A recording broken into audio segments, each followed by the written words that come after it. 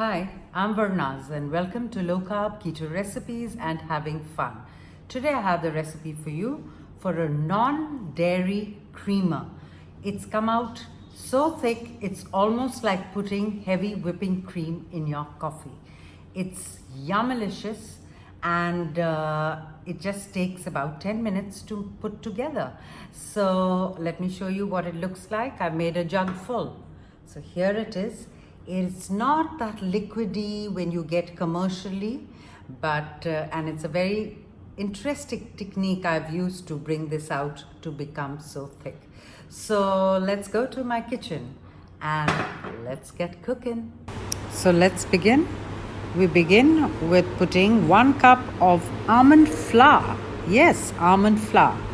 To that we put in another cup of warm water.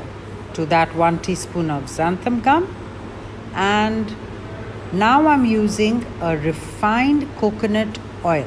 If you don't want to use refined coconut oil and you don't mind the taste of normal coconut oil, then put that 2 tablespoons of that.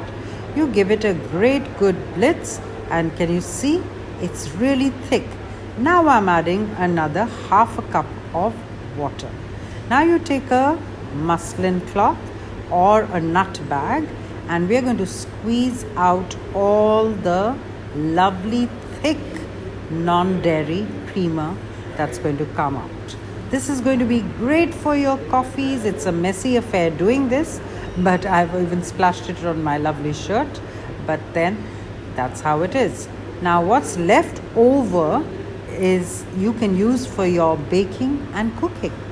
So now I'm putting all this into a jug and I'm going to refrigerate it. It's going to be absolutely yummy. So non-dairy creamer. Thanks for watching.